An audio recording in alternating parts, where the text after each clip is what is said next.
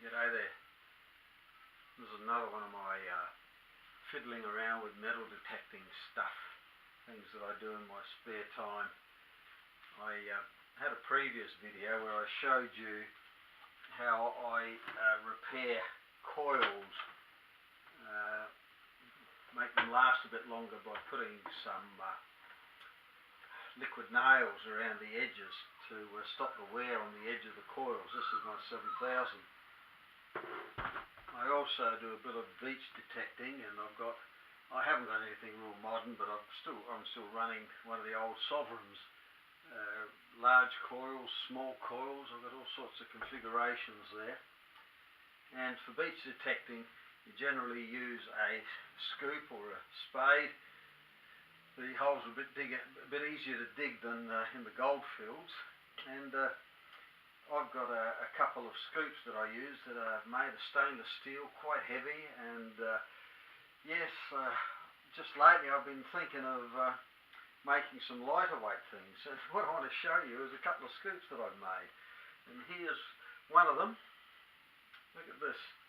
This is quite a cute little scoop that I use for dry sand and on the and wet sand, but not in the water. Metal detecting when I go down the beaches. It's a PVC pipe that's been cut up, and the rest of it's all timber and quite strong. I've made it thinking it'll fall to pieces in the first couple of uses, but she's been used a few times now and it's still terrific. It's stayed together. And then there's another one that I made for working in the water. Long handle, much larger scoop area, and some holes in the back of it to kind of, when you pull up some wet sand, you can kind of shake it a bit, and a lot of the fine stuff will drop through and leave any objects that you might find, plus shells and rocks and things in the scoop. But the beauty of this, particularly the water one, is that I used to use a stainless steel one with lots of holes in it, but if you didn't get the object straight up in your scoop, it tended to drop down and the detecting got harder and harder. With this one, if you get the object in your scoop, you can just hold it there and wave your coil over it, and because there's no metal at all in this, you'll know if the object's in there. And you may have to dig again if it's not, but quite often the object's in there. Now, if you've got a metal one, you have to actually tip the contents out in the water. You're in the water, and you have to then try to locate it. Whereas this will retain the object, if it's in the scoop, of course, and you can detect it in the scoop, which means you can get it out a hell of a lot easier. Now, I made these. It took me about a day to make these, and I thought I'd just show you what I did and how I made them. They're just made from stuff that I found around the home. Plus, I had to buy a broom handle, a chunky broom handle that I use for both of these scoops. Anyway, I'll give you a bit of a rundown in case you want to be bothered making something like this. I like fiddling with things like this, and keeps me off the streets.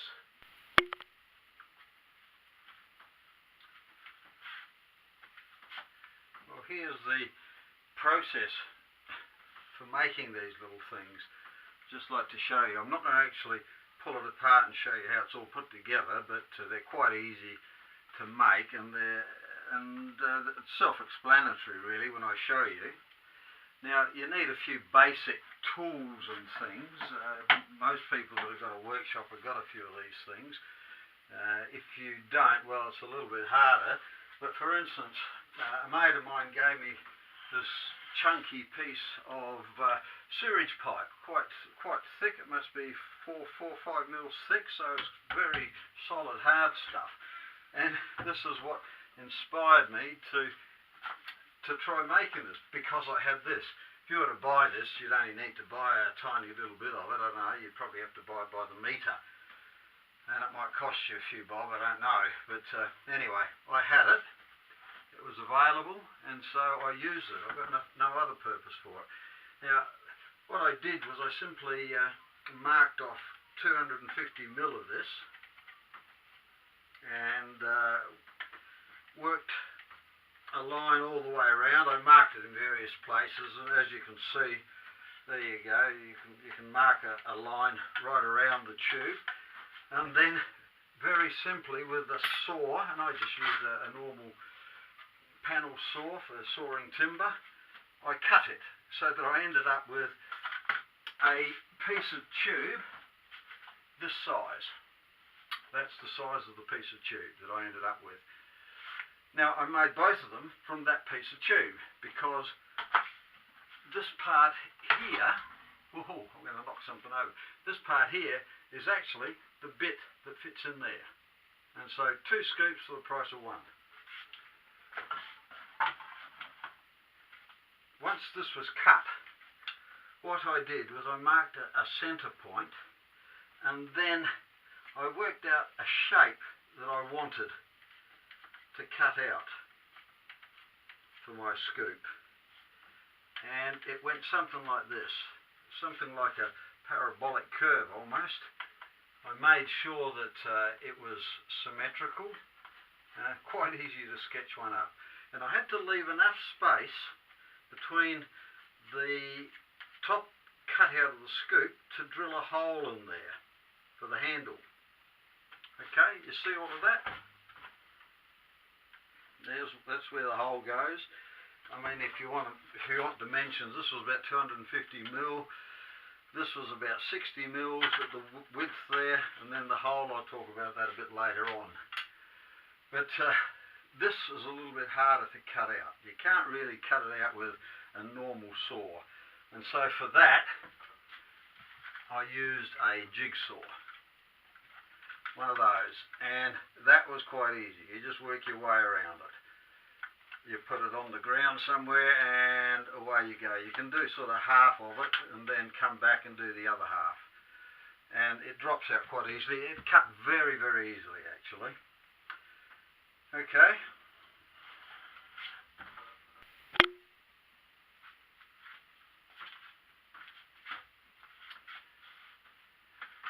From there on, the rest was fairly easy. This was the cutout piece. I'll show you how to do this scoop here first of all. This is the scoop for working in the water. Now that's the cutout piece that I made the other scoop from. Now there it is there. Now all I did then was I took one of these augers, and it just happened to be one that was about 22 mil I think wide. What I did was I made this, I got myself a broomstick, quite a solid broomstick, and I took an auger that was slightly smaller than that broomstick. You know, they come in a variety of sizes. There's a kit there. There was a fairly large one in there that would have made it slide in easily, but I didn't use that. I used one that was slightly smaller, and I drilled the hole, as you can see, in the middle of that section there. And I drilled the same hole at the bottom in exactly the same position, vertically through the plastic pipe. But the hole was too small to fit the broom handle. Now you can do this a couple of ways. What I did was I then got a file, a round file, just a standard round file, enlarged the top hole a little bit so that the handle fitted in there, but of course it wouldn't fit through the bottom one. So what I did with the bottom one, I then shaved a little section of the actual broom handle off so that it fitted in there, and it had a little shoulder on it so that the broom handle pushed through this hole and into that one, but wouldn't push through beyond that little shoulder that I left in the broom handle. And of course that was so that it wouldn't sort of slip through. And then to fix it, I actually put a cable tie around there, but that's not a really good solution. Probably what I'll do eventually when that cable tie comes off, I'll drill a little hole in there and put just a thin wooden dowel in it.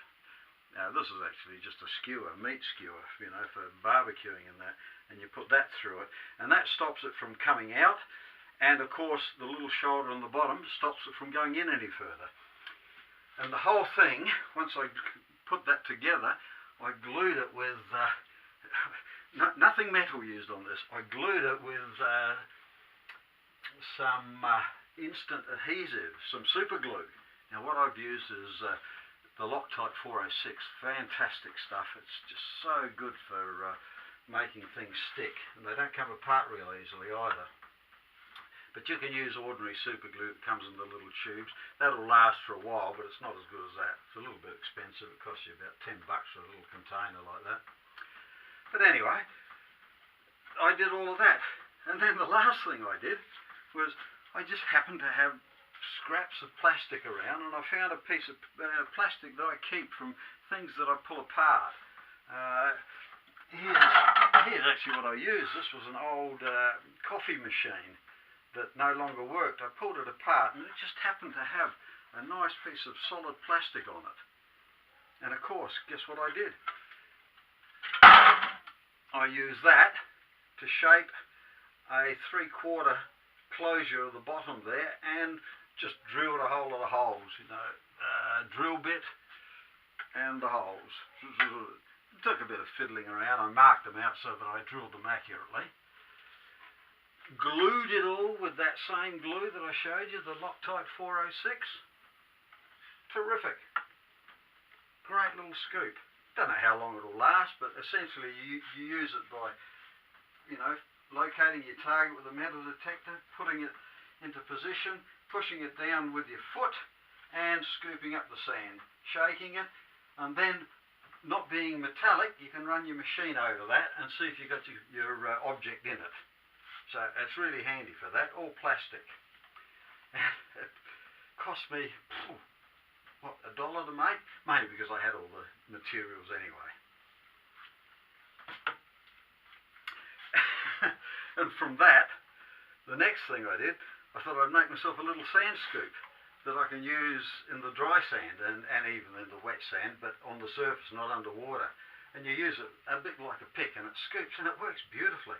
I used to use just a shovel, and go down, but you have to sort of hold the shovel like that with one hand while you're detecting, and that can be a little bit awkward. Using it like this makes it a lot easier, and it's surprising how deep you can go when you're scooping out soft sand with this. This bit was the cutout that I had left from the previous scoop. Real easy. A piece of pine, cut to size to fit between the circumference of the PVC pipe. Glued it once again with the super glue, but of course that isn't strong enough, so what I did was I drilled a couple of holes through there and put dowels in there on both sides. Once again, glued with the super glue. And once I had that, I did the same as I did with fixing the handle on the other one. I drilled a hole with the auger, made this hole a little bit small, a little bit larger than the bottom hole, and I did that because I didn't have sort of in between augers. I made the bottom hole and the top hole the same size. I simply filed away part of the bottom handle there so that it fitted into that, and it sat on the shoulder that's there, and enlarged this hole with a file. Fitted it through. I put a cable tie through there, a bit of glue, and the whole thing held together like that. And I've used this now quite a few times, and it's still in one piece.